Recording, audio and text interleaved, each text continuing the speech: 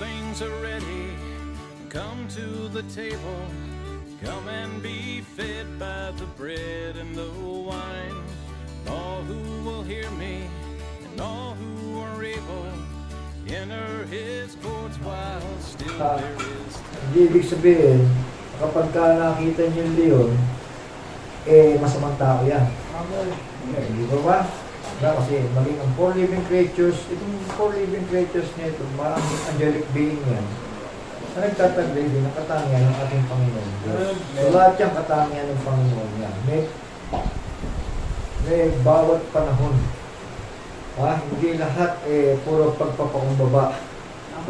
Hindi lahat ng panahon laging mahinahon. At hindi rin kailangan masyado kang ito matayo dito matalas ito mga kapatid. Kailangan meron ka rin ito ang pakumbaba. Kailangan balanse lahat yan. Ang ugali ko natin.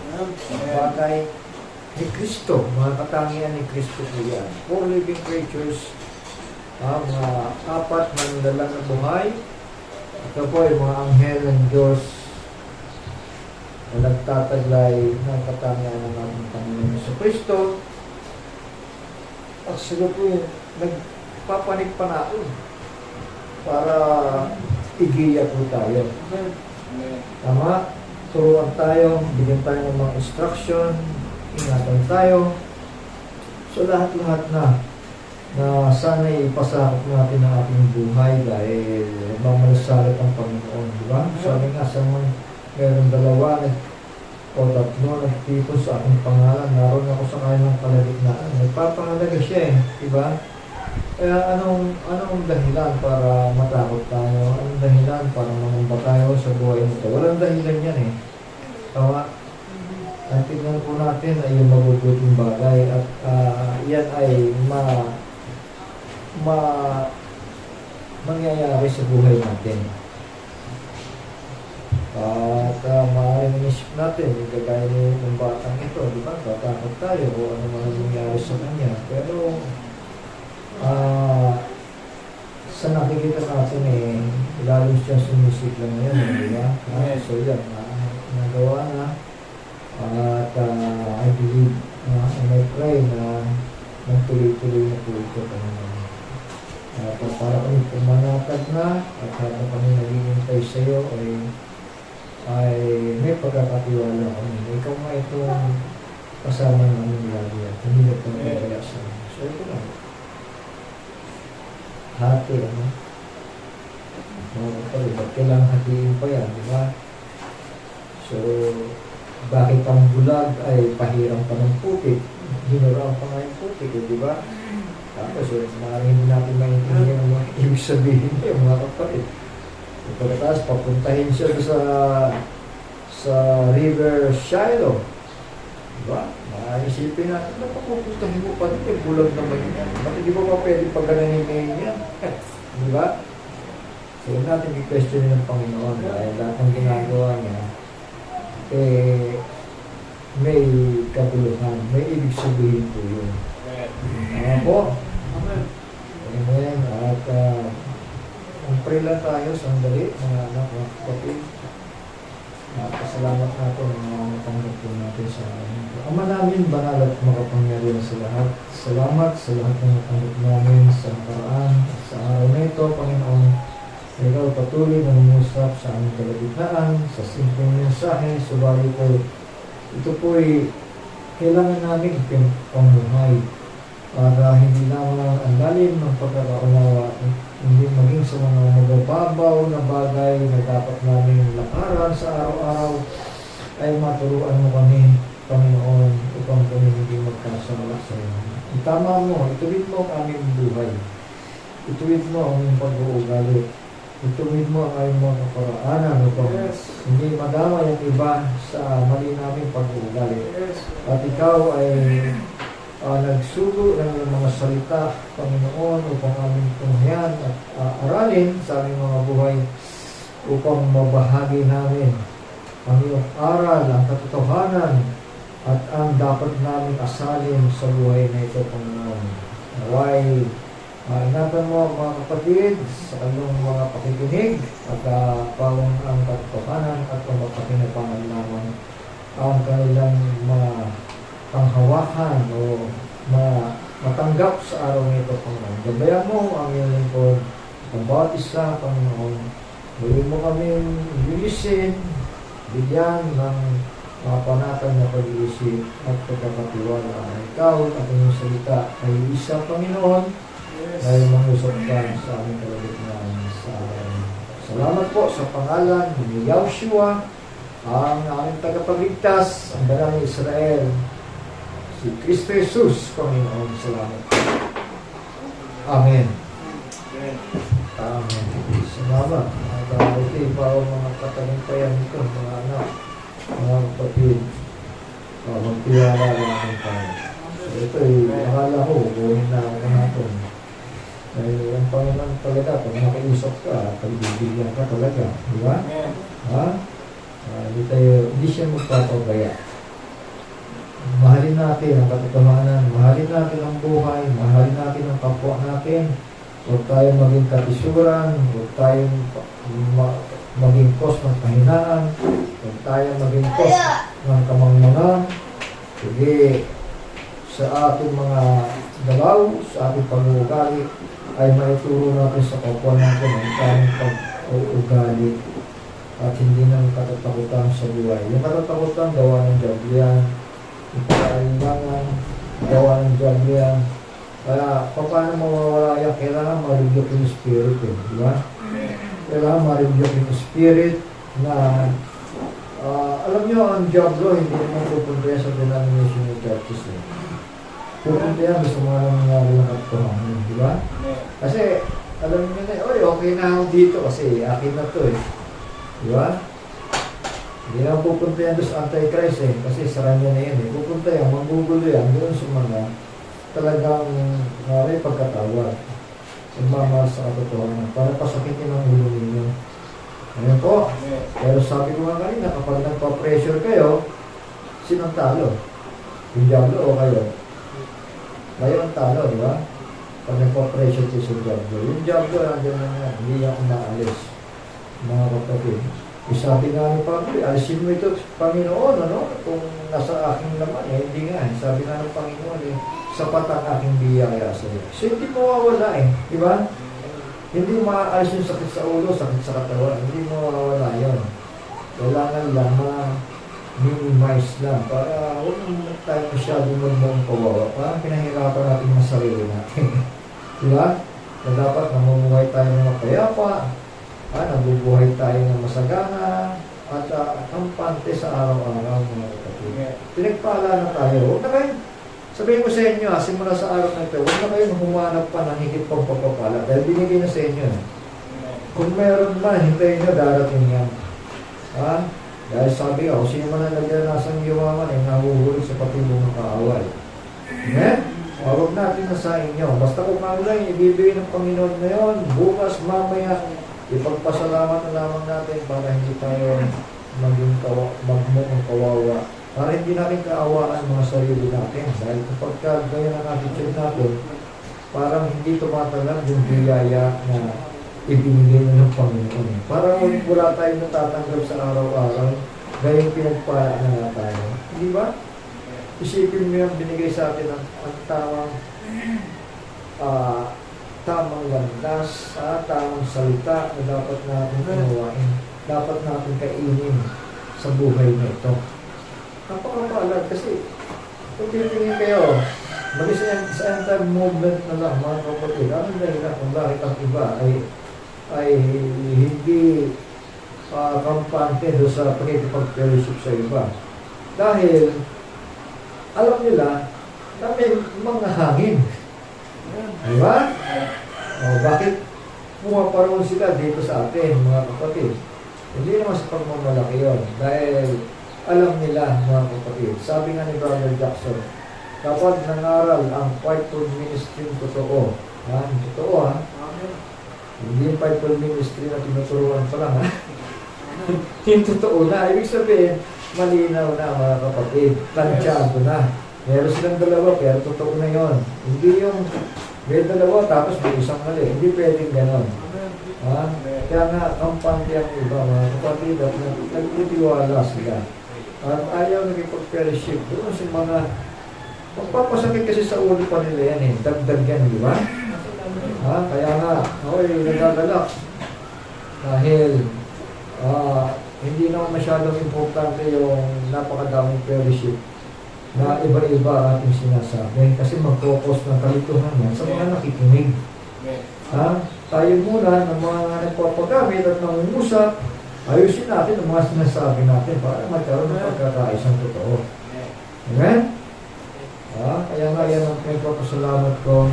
Sabi nga ni Pablo, huwag kayong madaling makilos sa inyong pag-iisip, huwag din naman kayong mabagabat, maging sa pamamagitan man ng Espiritu, sa pamamagitan ng salita, o sa pamamagitan ng sulat na waring mula sa amin ay waring pa rin malalapit na ang kaarawan ng Panginoon.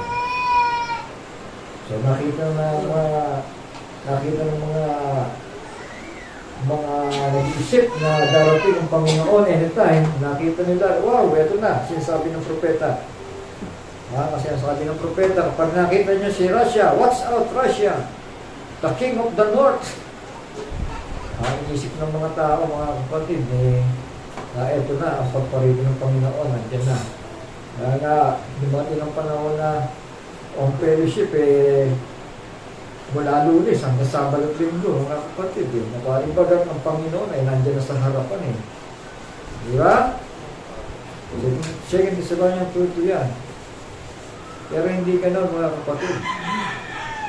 May mga palatandaan ng pagparito ng Panginoon. Tama, kaya nga sabi ni Pablo, malinaw yan, ano? Huwag mabagabag. That the day of Christ is at hand. Ano ba ang karawan ng Panginoon, yung pagparito, ay naridot na. Kaya nga, makita mo sa Facebook, mga kapatid, sumobra naman yata yung relaxation, Dati, araw-araw mainit na mainit, Pero ngayon, mapansin mo yung linggo tayo nagpapahinga ngayon, nandun sa Scarsio, Kasi nalaman nila na hindi naman ganun basta-basta darating buwas ang Panginoon o kaya mamaya. Di ba? Ang mahirap naman nito, nung nalaman hindi pala ganun, may pala tundaan, may templo, wala pa ng templo, pasyal dito muna, pasarap muna tayo. Hindi ganun, mga kapatid. Kung gagawin mo man yan, kailangan marunong kang bumalik sa kwarto mo at mag-aral. Tama? Yung Biblia mo, basahin mo para matuto ka. Kasi hindi darat na ng Panginoon yung mga libulikong pag-iisip. Ang babalikan ng Panginoon, yung matuwid na pag-iisip. Alam mo ibig sabihin, no? Matuwid? Papaliwanag ko ba? Maawa naman kayo sa akin. Hindi ko na kailangan himay-himayin yung lutong pambata, mga kapatid. Dapat kayo mismo matuto kayo. Hindi ko na pwede sabihin, hindi ko na dapat sabihin pa, magbasa kayo ng Bible araw-araw. Kasi kung talagang mahal niyo ang Panginoon, sabi ng Panginoon, sino ang nag-iingat ng aking, sino ang nagmamahal sa akin, sabi ng Panginoon, kundi sila na nag-iingat ng aking mga salita. Paano kung wala kang ingat? Hindi ba yung pinamumuhay ang salita na rinig mo? Mahal mo ba ang Panginoon? Dahil malalaman lang ang pag-ibig mo sa Diyos kung mahal mo ang kanyang salita. Ngayon po, hindi yung Bible mo, tapo mo lang dyan, makalala mo. Facebook mo lang, total, may nakikita rin naman ako kung parating ng Panginoon. Di ba? Kasi pagka nagkagulo-gulo na, darating ng Panginoon. Ang tanong, naging karapat-dapat ka naman. Darating ng Panginoon, pero karapat-dapat ka naman. Ilang tanong, di ba? O baka naman nagpakamangmang ka na wala kang naintindihan, wala kang natutunan sa buhay niya ito. Mga kapatid, Ephesians 4:20, tingnan po ninyo ito. Sabi dito, ngunit kayo'y hindi nakatuto ng ganito kay Kristo. Yung mga negatibong bagay. Hindi yan turo ni Kristo eh. Kung tunay na siyang inyong pinakinggan at kayo tinuruan sa Kaniya, gaya ng katotohanan na kay Jesus, kailangan may katotohanan. Hindi pwede yung si Kristo babalik mamaya, si Kristo babalik bukas. Hindi ang katotohanan. Ngayon po, hindi ang katotohanan. May palatandaan. May palatandaan. Problema, nakakaalam ng palatandaan. Teka muna, matagal po pala. 2,000 something. Matagal po pala. Huwag natin ugaliin yun. Tama. Kasi, ang tanong kasi yan handa ka ba? Amen. Ito, halimbawa, wala ka sa tono, dinaknan ka, dapat ba? Diba? Kailangan yung darap ng kamay. Kagaya kahapon, may parang sabi ko, huwag mo kang kukunin mo na ako. Sana huwag naman muna. Dahil alam mo na yung pabigatan. Salamat sa Panginoon.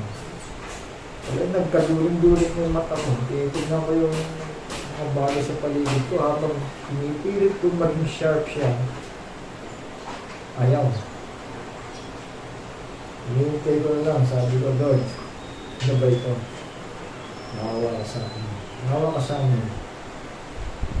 So, salamat dahil wala namang iniinom ng gamot, tayo nalaman ko ng konti, nawala na yung ano, pero habang minalanghap ko yung amoy, sabi ko, alis tayo dito. So, wala yung Diyos, nawala na. Sana magtuloy-tuloy. At sana hindi dahil sa sistema ng aking katawan. Sana yun lang dahil sa walanghap ko. So, kailangan ang buhay natin base sa natutunan natin kay Kristo. Kung tunay na siyang inyong pinakinggan at kayo tinuruan sa Kanya, gaya ng katotohanan na kay Kristo. Katotohanan siya. Hindi siya katsang isip. Amen? Kaya huwag niyong ugaliin, mga anak, mga kapatid. Yung mga napapanood ninyo, puro katang isip yan. Ha? Huwag niyong ugaliin nyo. Manood ng teleserye, manood ng mga drama-drama, manood ng mga pelikula. Huwag niyong ugaliin yun. Sinasabi ko sa inyo. Kasi lumilipat yan. Espiritu yan, sumasali sa pag-iisip ninyo. Ha? Yung mga love story, nagiging attitude ninyo yan. Subukan ninyo manood. Maya-maya iiyak na kayo. Pag nakakalungkot, di ba? Pag nakakatawa naman, tatawa ka. Kailangan mo lang, marunong ka mag-control sa sarili mo. Kasi kapag hindi mo kontrolado ang isipan mo, kaya sabi ko sa inyo, pag nakapanood ka ng pelikulang karatehan, mamaya lang, karatista ka na.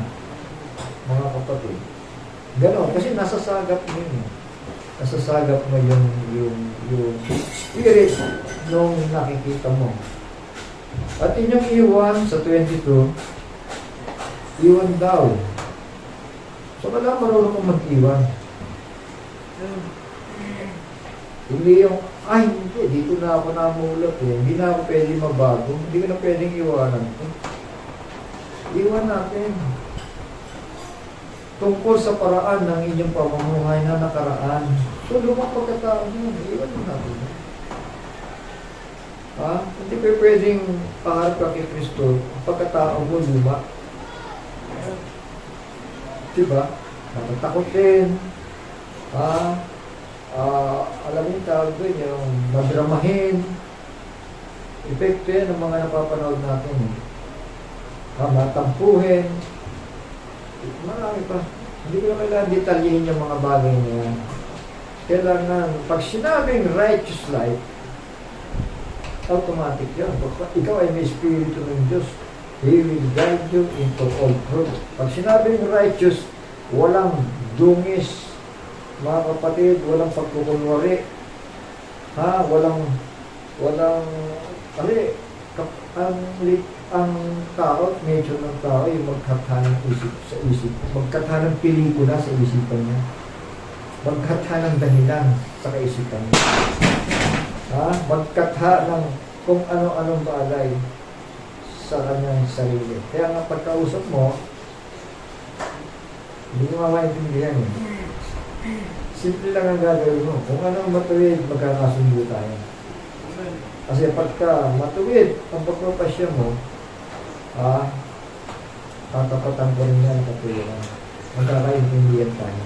Kasi kung nagdadrama-drama ka, hindi tayo magkakaintindihan yan. Kasi sa pelikula lang yan eh.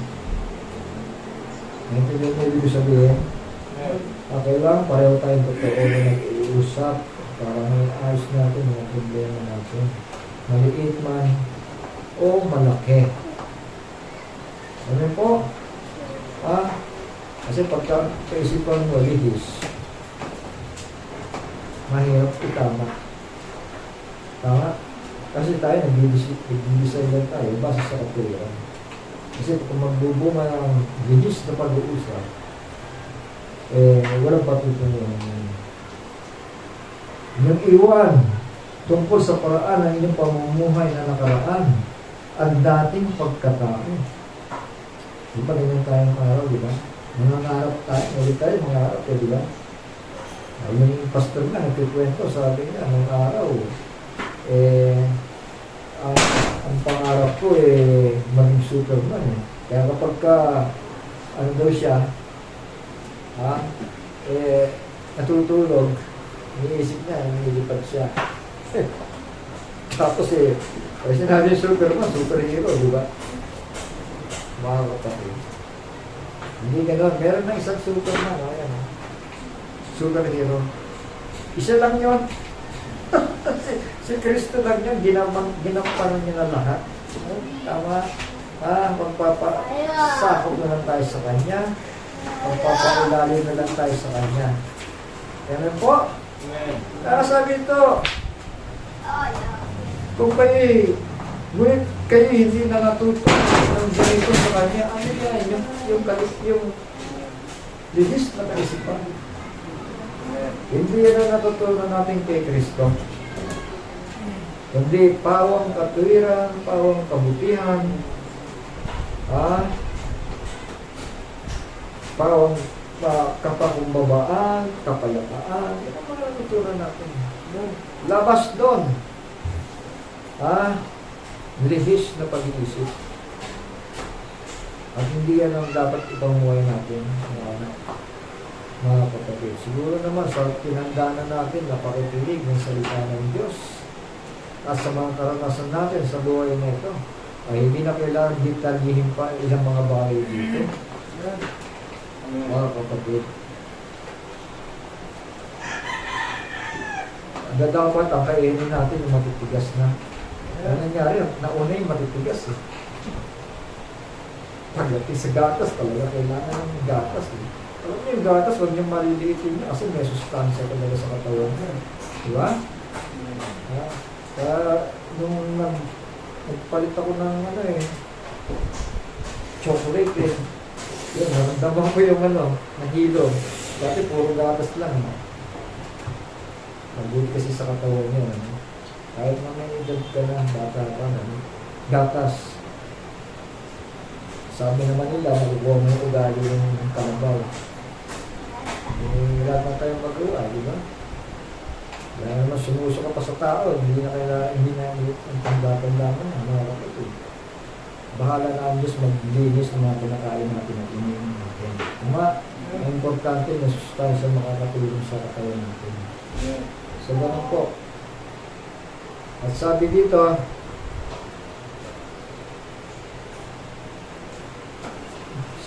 iwan na ang dating pagkatao na sumama ng sumama ayon sa mga kahalayan ng pagdaraya.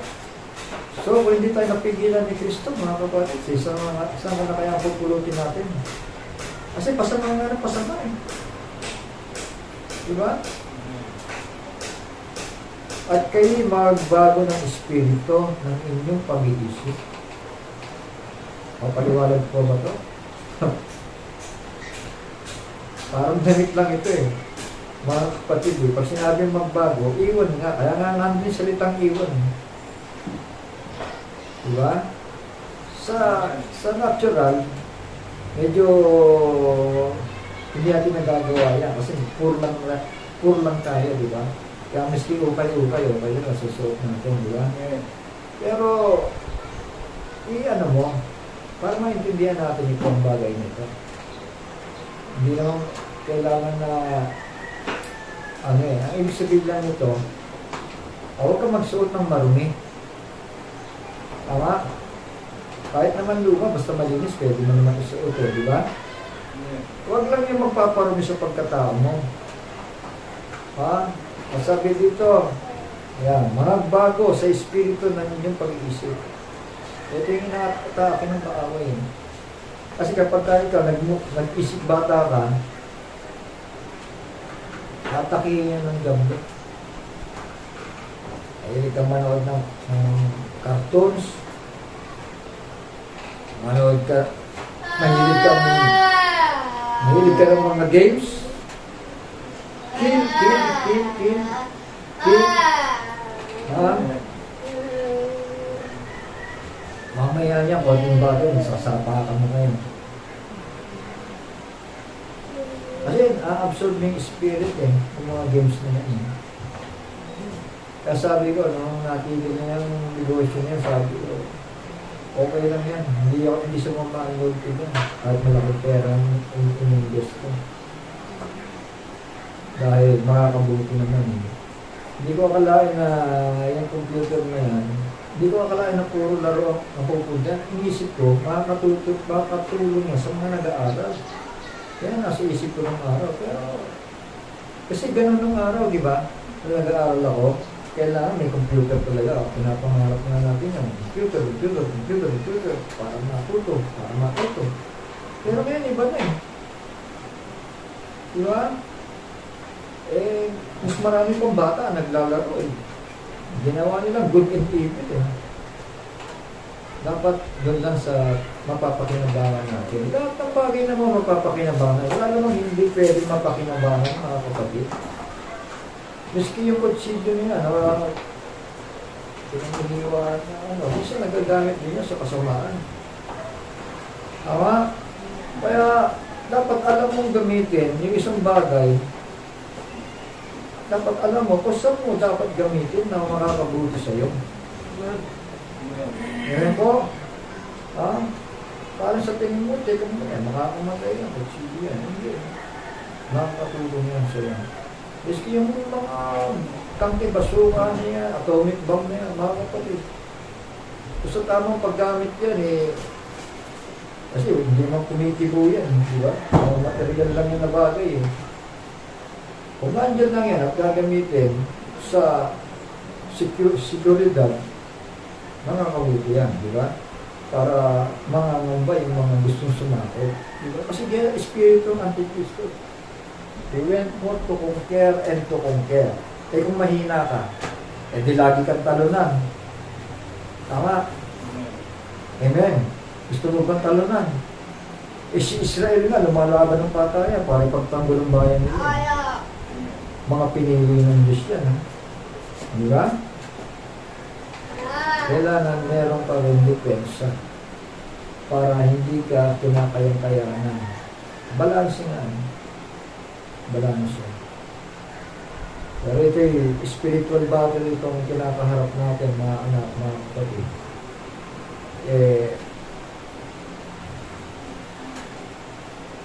Ito.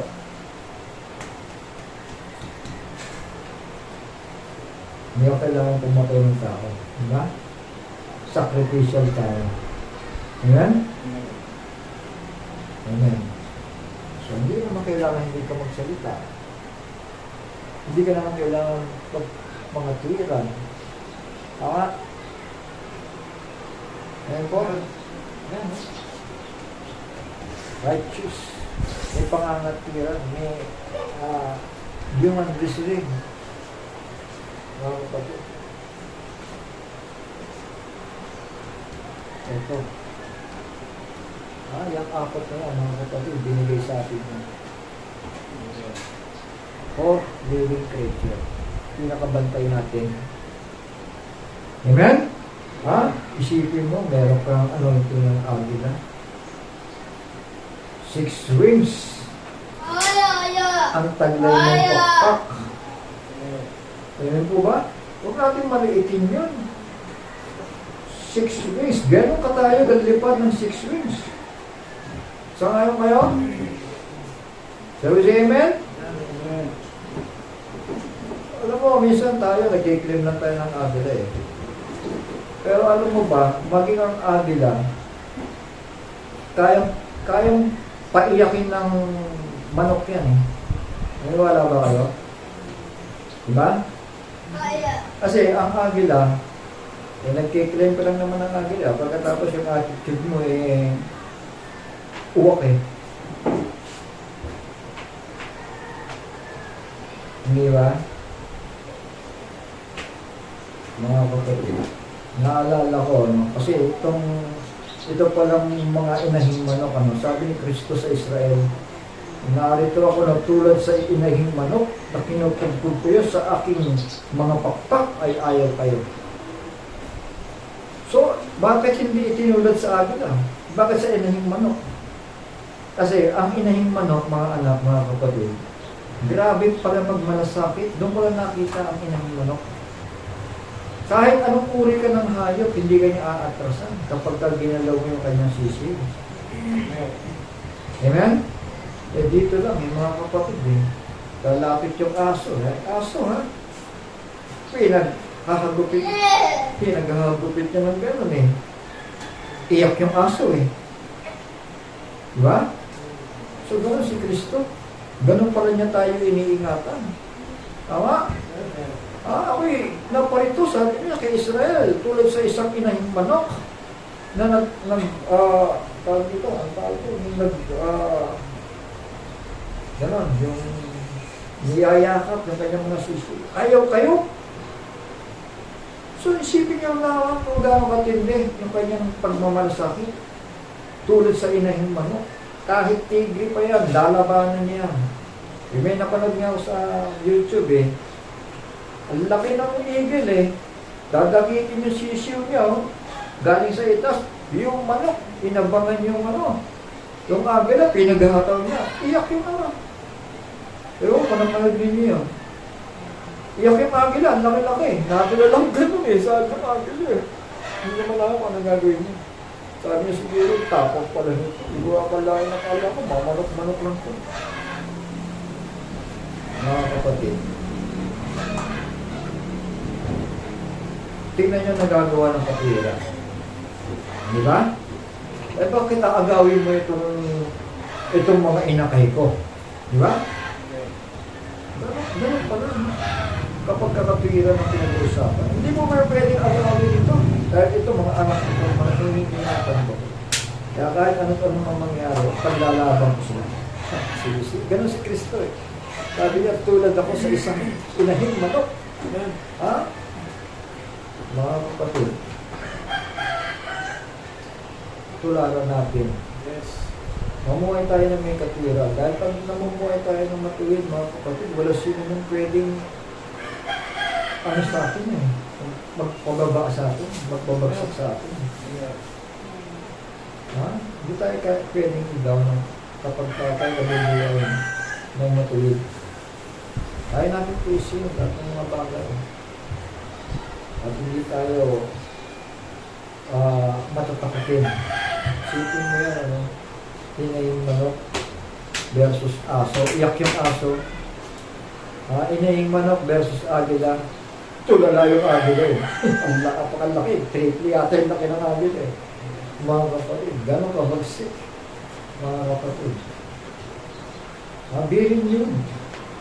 Magbago sa espiritu ng inyong pag-iisip. Mga kapatid, hindi ko nakakilala ka ng propeta eh, isipin mo, agila ka na. Ang totoong agila ay maliwanag na understanding. Tama? Dahil ang agila, isang ibon na napakatalas ng mga mata. Amen? Kaya nagkukunwaring agila lang mga kapatid, hindi na bumabalik Bakit? Mapapahiya Mapapahiya at mapapahiya pa. Kapag hindi ka nagpakumbaba, mapapahiya kang lagi sa ginagawa mo yan. Bawal sa Biblia yung mapagkunwari. Kung hindi mo naiintindihan, magtanong ka sa talagang inutusan ng Diyos. Kasi hindi magkukos ng confusion ang isang simbahan kung tunay na ginabayan ng katotohanan. Naintindihan natin? Naman, hindi natin inaalis yung paglago, yung paglaki ng tao. Ang importante, marunong tayo magpakumbaba. Magbago ng espiritu ng ating pag-iisip. Hindi yung ako. Kaya ako nga, sabi ko Panginoon, kapag ka may mali, kapag ka hindi ako nakagawa ng outline, hindi ako mangangaral. Yan ang sinabi ko sa Panginoon. Kapag may mali at may nakagawa ako ng outline na hindi ko mapagdugtong, titigil ako. Pero salamat sa Panginoon, mga kapatid. Pagkatapos nito, pinanonood ko yung mga preaching ko, mga turo. Baka may nasabi akong hindi tama. Nire-review ko agad. Pero sa awa ng Panginoon, sabi ko mas sa sarili ko, ito na nga yung totoong bagay ng Panginoon. Simpleng bagay. Mga kapatid. Minsan nga, iniisip ko, nasabi ko ba yun? Parang hindi ko nasabi. Kaya napakinggan ko. Mga kapatid. Parang hindi ito pagkakasabi ko. Pero sa video, mga kapatid, okay na. Tama naman. Kaya ako natutuwa, mga kapatid. Kaya lang magbago tayo. Ang palit ng ating pag-iisip, kung meron pang mga bagay na hindi aral ni Kristo, at kayo magbihis ng bagong pagkatao. See? Mabigat ito. Ha? Ano, babaguhin mo yung pagkatao mo? Hindi ba? Sa lahat ng bagay sa Biblia, ito mahirap. Dahil likas sa tao, pagiging matigas ang ulo, mga kapatid. Likas sa tao, ma-pride. Likas sa tao, nagmamagaling. Likas sa tao, nagmamarunong. Wala na, bihira ang mga rin ng tao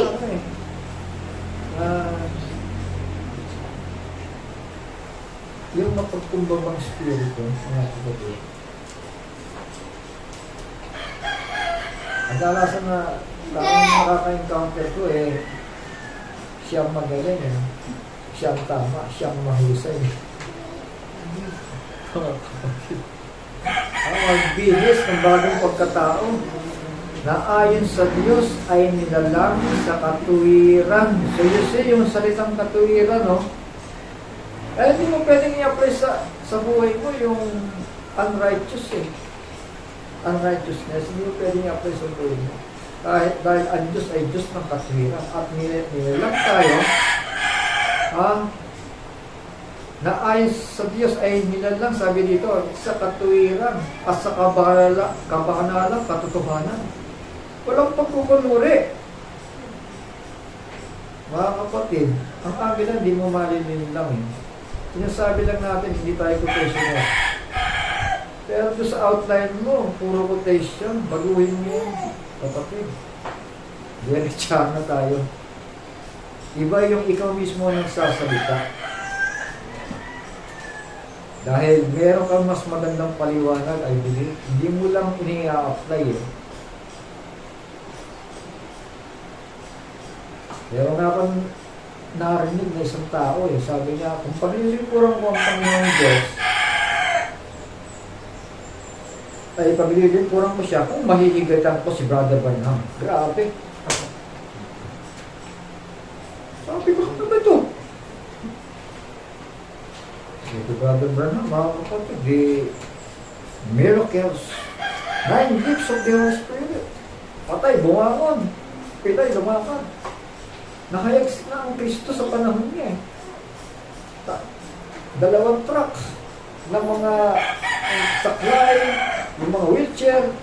Hindi mo naman sa truck mga kapatid Kung napapanood pa ninyo yung mga video ni Brother Branham, mga pilay talaga yung mga lakad.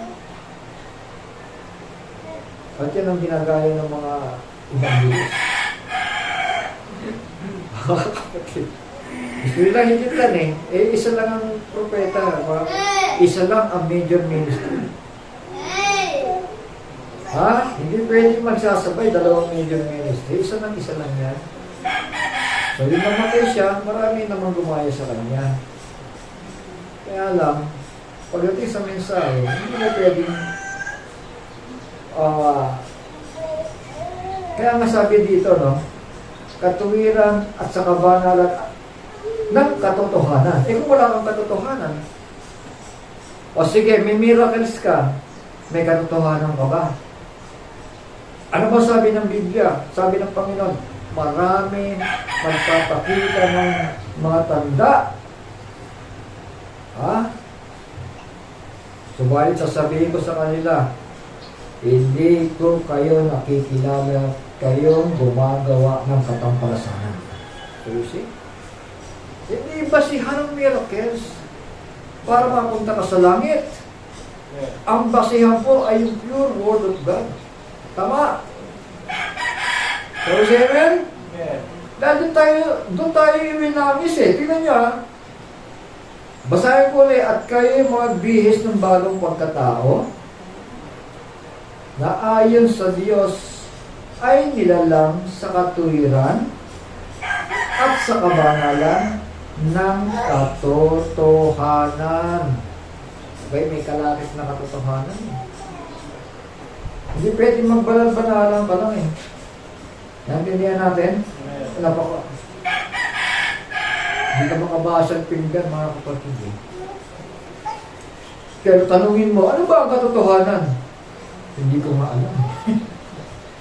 Sino ba ang Diyos mo? Hindi ko mamatiya kung sino sa kanila Shit. Di ba?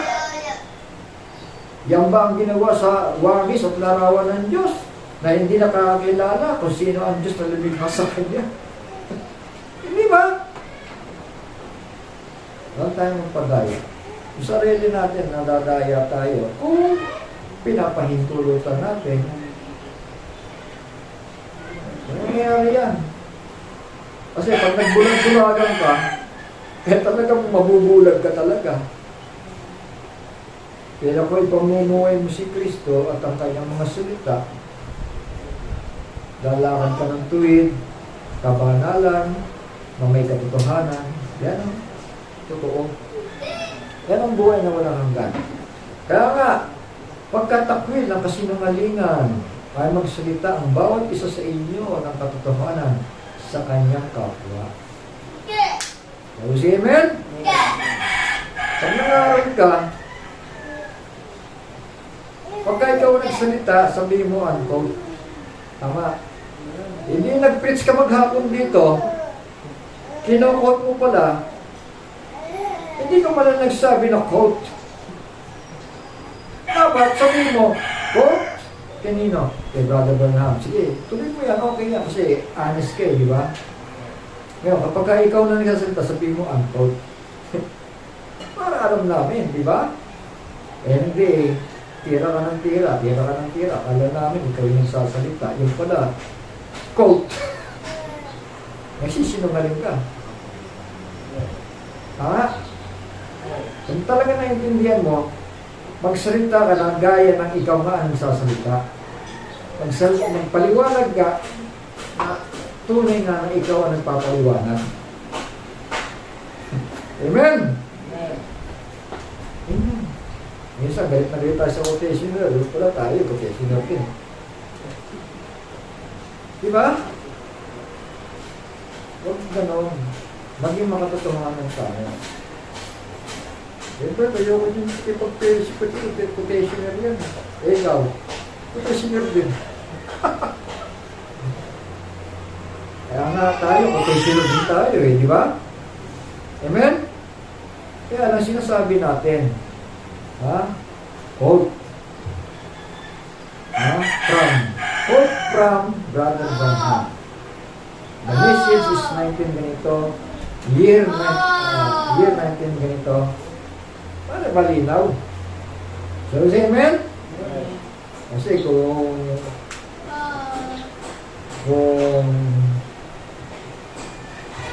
lalakad tayo mga kapatid na sila may pagpumuli, gusto natin makita ng propeta eh. Meron taong nagsalita niya, napakinggan ko, sabi niya, hindi ako maglilingkod sa Diyos maliban na mahigitan ko yung propeta. Tandaan ko yun, Barry Johnson. Hindi ako nagsisinungaling. Talaga narinig ko yung sa tao niya nagsalita. Pero wala dito nun. Hindi ko alam kung nasaan niya ngayon yun, mga kapatid. Carpentero yun eh. Ayan, itakwil ang kasinungalingan. Kaya nga sa pagkakatakwil ang kasinungalingan, ay magsalita ang bawat isa sa inyo ng katotohanan sa kanyang kapwa, sapagkat tayo mga sangkap na isa't isa sa atin. For we are members one of another. Isang katawan lang tayo eh. Tama ba? Pag isang katawan, ibig sabihin, isang espiritu ni Kristo yan. Tama po?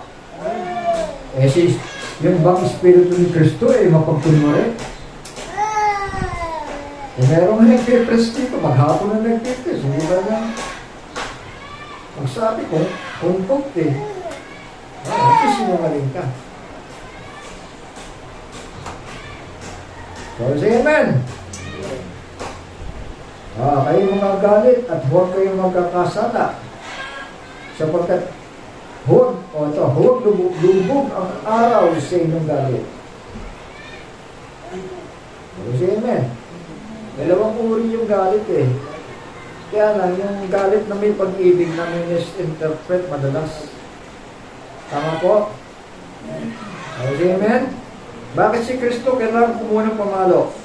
At pagkamatawin yung nasa templo, pinagkakataon niya yan, yung mga palit na nila, tinaog ni Kristo yun eh.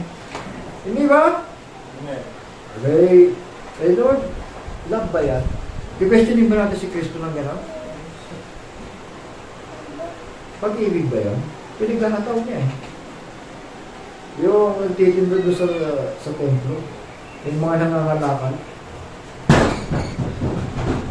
Mga kapatid, ang pag-ibig, sabi nga, maigi daw,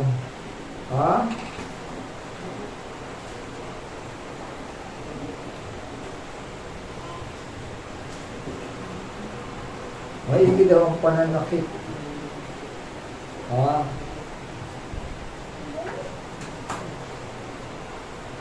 Na may pag-ibig kaysa halik na mapanlinlang. Ibang pananalita na lang, hindi ko maisip eh. Wala sa memorya ko eh. Diba?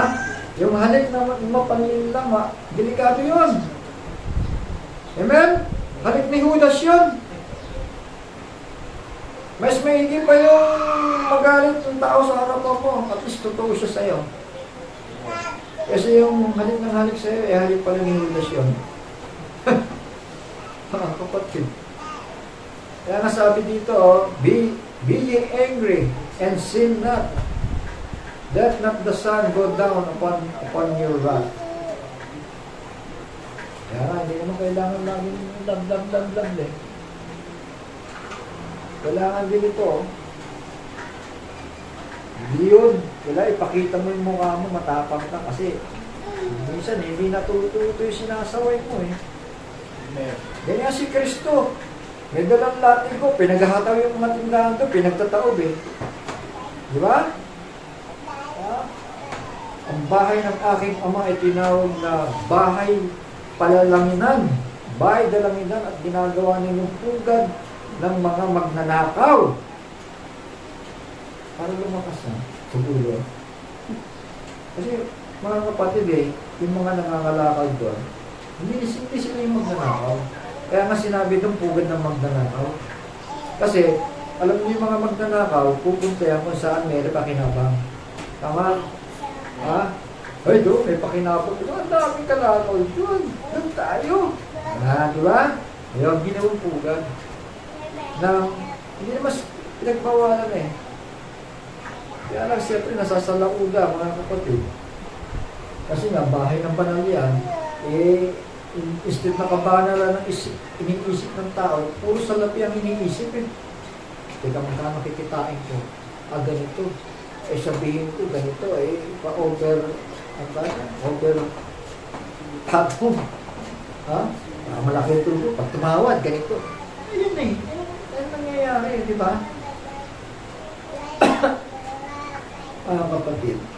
Kaya alam ni Kristo, lalo na nasa templo. Amen.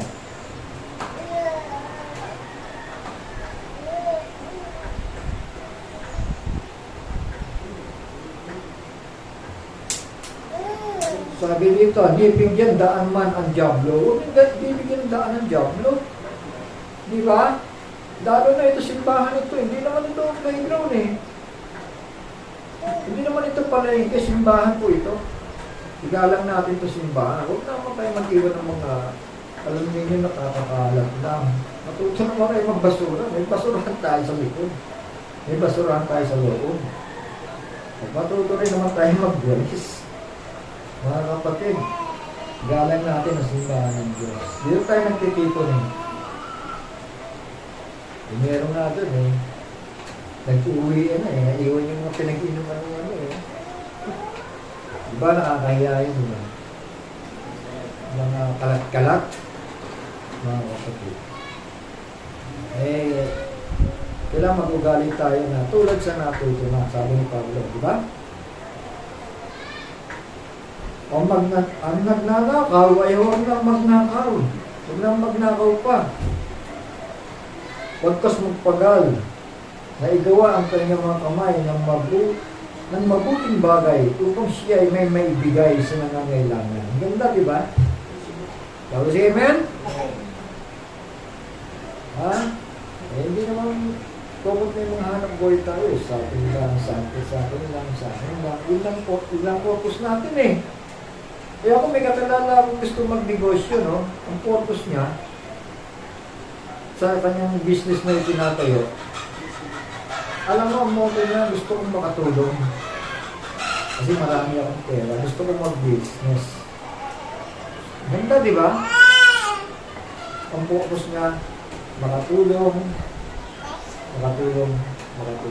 Sobrang napula ako sa oras. Sorry po, medyo malibang ako, mga kapatid. Sa 29, tuloy ko na lang. Alam mo, ang salitang mahalay ay huwag lumabas sa inyong bibig. Kundi ang mabuting ikatitibay sa pangangailangan upang makinabang ng biyaya ang nagsisipakunin. At sa 30, grieve not the Holy Spirit of God, whereby you are sealed unto the day of redemption. Taga-Ephesians ang sermon na ito. Mga kapatid ni Pablo, sabi, huwag ninyong pigatiin ang Espiritu Santo ng Diyos na sa Kanya kayo tinatakan hanggang sa kaarawan ng pagkatubos. So, may nangyayaring ganon. Pinipigati natin ang Espiritu ng Panginoon sa ating mga puso. Huwag po nating palungkutin siya. Tama? Bigyan natin ng kaligayahan ng Panginoon. Mga kapatid. Kasi kapag hindi tama ang pag-uugali natin, napipighati Panginoon, nalulungkot siya. Asan pa yung Espiritu Santo? Di pa nananahan sa inyo? Nakita ng kapatid, nagkakasala yung isa, hindi napipighati siya. Dahil nasa kanya yung Espiritu ng Diyos eh. Gusto mo bang, eto, magagalit sa'yo? Bakal, nagpapainit sa bakal. Gayon din naman ang dila, nagpapainit sa tao. Huwag niyong gatungan ng gatungan para hindi sumiklam.